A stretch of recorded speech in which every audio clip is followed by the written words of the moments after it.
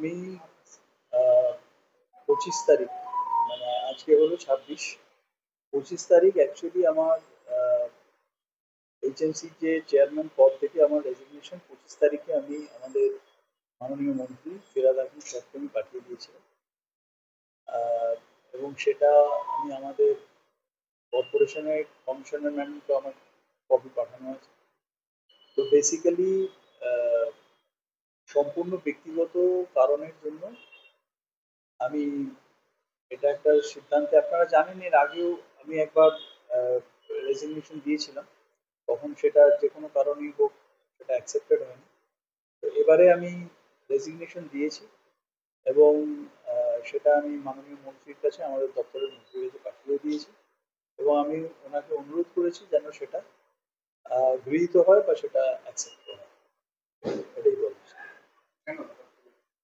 দেখুন, এটা আমি আবারও বলছি, এটা সম্পূর্ণ আমি ব্যক্তিগত রিজন, ব্যক্তিগত কারণে আমি এটা ছেড়েছি। ব্যক্তিগত মানে ব্যক্তিগতই হবে, এখানে আর কোনো রিজনের মধ্যে আমি যাব না।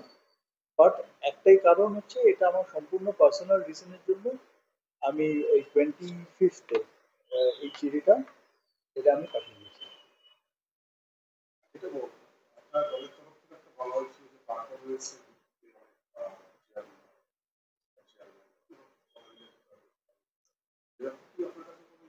দেখুন, আমার কাছে কোনো ইঙ্গিত কিছু নেই। আমি একটাই কথা বলবো যে এবছরেও আমাদের হাওড়ায় আপনারা দেখেছেন তুমুল যে বৃষ্টি হয়েছে, তুমুল বর্ষা হয়েছে। এবছর সব জায়গাতেই তুমুল খুব বৃষ্টি হয়েছে এবং এই প্রবল বৃষ্টির মধ্যেও এবারে হাওড়া শহরে সেভাবে ওয়াটার লগিং আমাদের কিন্তু আমরা দেখিনি। জল দাঁড়িয়েছে, খুব দ্রুত জল নেমে গেছে, এটা সাধারণ মানুষও দেখেছে। আমাদের সময় আমরা ওলাবিতলা ইউজিআর এর যে প্রকল্প দীর্ঘদিন 7-8 বছর আটকে ছিল, সেই প্রকল্প আমাদের সময় আমরা সেটাকে চালু করেছি। আমাদের এই বোর্ডের টেনিওরে আমরা শালকিয়া ওয়াটার ট্রিটমেন্ট প্লান্টের যে প্রজেক্ট, সেই প্রজেক্ট আমাদের এই বোর্ডের টেনিওরে আমরা শুরু করেছি। অতএব আমাদের এই 4 বছর প্লাস প্রায় 4.5 বছরের কাছাকাছি যে আমাদের টার্মে, সেখানে আমরা আমাদের সাধ্য মতো, মানে এবং আমি ব্যক্তিগতভাবে আমার সাধ্য মতো চেষ্টা করেছি সমস্ত কাজ করার। এবার দেখুন, পুরসভার তো সব কাজ একবারে করে দেওয়া সম্ভব না। আমাদের অনেক রেস্টুরেন্ট ছিল, আমাদের ফাইন্যান্সিয়াল রেস্টুরেন্ট ছিল, আমাদের ম্যান পাওয়ার রেস্টুরেন্ট ছিল। তার মধ্যেও আমরা ম্যাক্সিমামটা, সর্বোচ্চটা আমরা আহ, করেছি এবং এখন আমার কোনো পার্সোনাল রিজনের জন্যই আমি এটা এই দায়িত্ব পেরেছি। আমার কাছে কোনো নির্দেশ, কোনো কিছু নেই এই মুহূর্তে। আমি আমার ব্যক্তিগত কারণে জাস্ট এটাকে মানে এই দায়িত্ব থেকে আপাতত আমি অব্যাহত। আপনি কোনো আশঙ্কা করেছিলেন যে আপনাকে সরিয়ে দেওয়া হতে পারে?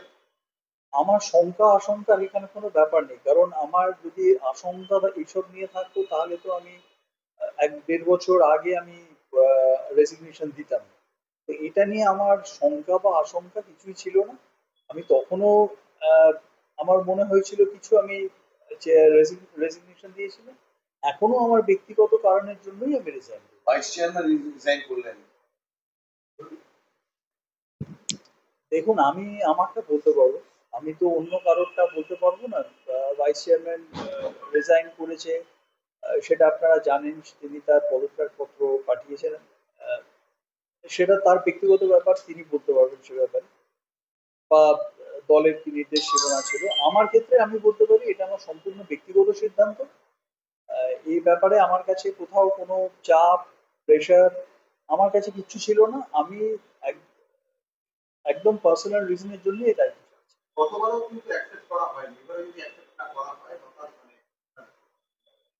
দেখুন, আমি আমি আমার মাননীয় মন্ত্রীকে আমি রিকোয়েস্ট করেছি, অনুরোধ করেছি যাতে এটা মানে অ্যাকসেপ্ট করা হয়, গৃহীত হয়।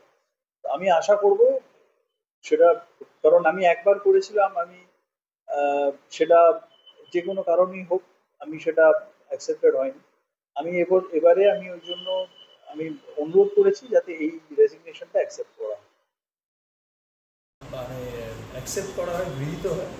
তো আমি আশা করব সেটা, কারণ আমি একবার করেছিলাম, আমি সেটা যে কোনো কারণেই হোক